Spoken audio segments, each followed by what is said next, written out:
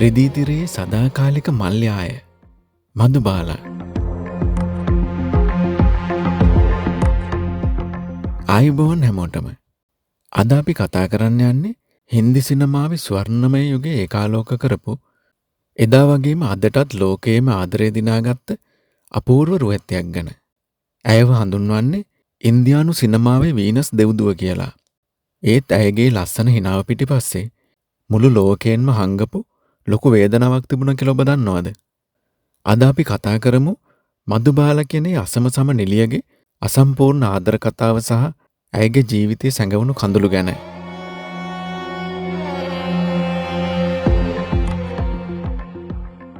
ඇයගේ ළමා කාලය. මදුබාල ඉපදුනේ 1933 පෙබරවාරි 14 වෙනිදා. ඒ කියන්නේ හරියටම ආදරවන්තයන්ගේ දවසක. දිල්ලියේ ඉතාමත් දුප්පත් පවුලක ඉපදුණු ඇගේ සැබෑ නම මුම්ටාස් ජහාන් බෙගම්. පවුලේ නඩත්තුව වෙනුවෙන් ඇයට ඉතාම කුඩා කාලයේදීම සිනමාවට එන්න සිද්ධ වුණා. 1942 දී බසන්ත් චිත්‍රපටයේ ඇය පෑ රංගනය දැකපු එදා හිටපු ප්‍රවීණ නිලි දේවිකා රාණි තමයි මේ දරුවගේ මූණ මීපැණි වගේ මිහිරි කියලා ඇයට මදුබාල කියන නම තිබ්බේ.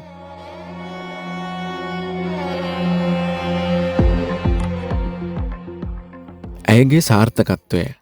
මදුබාල කියන නම ඉන්දියාව පුරාම රැව් පිළිරැව් දෙන්න ගත්තේ 1949 දී තිරගත වුණු මහල් චිත්‍රපටයත් එක්ක.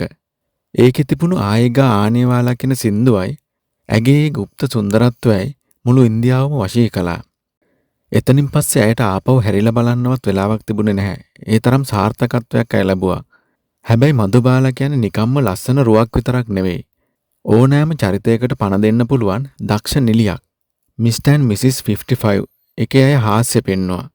හවුර් බ්‍රිජ් චිත්‍රපටයේ බටහිර පන්නේ නර්තන ඉදිරිපත් කළා. ඇත්තටම සැබෑ දක්ෂයෙක්.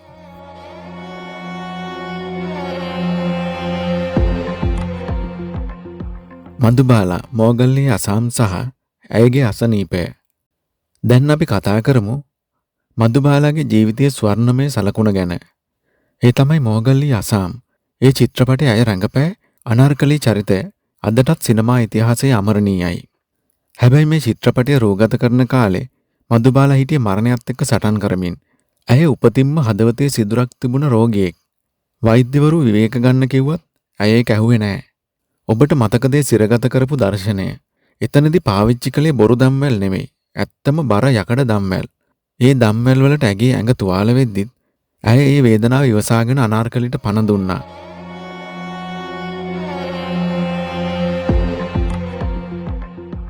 ඇයගේ පෞද්ගලික ජීවිතය. ඇයගේ වෘත්තීය ජීවිතය හරිම දීප්තිමත් වුණත් පෞද්ගලික ජීවිතය ඒ වගේ වුණේ නැහැ.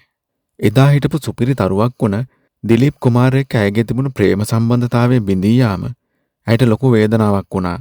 පසුව ඇය කිෂෝර් කුමාර් සමග විවාහ වුණත් ඒ වෙද්දිත් ඇගේ අසනීපය උස්සන්න වෙලයි තිබුණේ. අවසානයේ වසර ගණනාවක්ම ඇඳටම සීමා වෙලා මරණය එනතුරු බලා ඉන්න ඇයට සිද්ධ වුණා.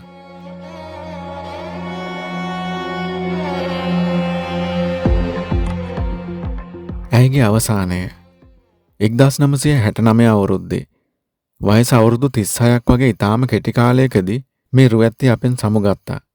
ඇය අද අපි අතර නැති වුණත් අනාර්කලී වගේ චරිතයක් තවමත් කිසිම නිලියකට කරගන්න බැරි වුණා කියන එක රහසක් නෙවෙයි. මදුබාල කියන්නේ සිනමාව තියෙන තාක්කල් කවදාවත් පරණ වෙන මල්යායක්. ඇය වැන්නියක් නැවත මෙලොව පහළ නොවේවි. ඇයගේ මතකය පමණක් සදා නොදිරා අපි අතර රැඳේවි. සිනමාලව ලස්සන කරන්නට මෙලොව උපන්නාට ඔබට ස්තුතියි. ආදරණීය මදුබාලා.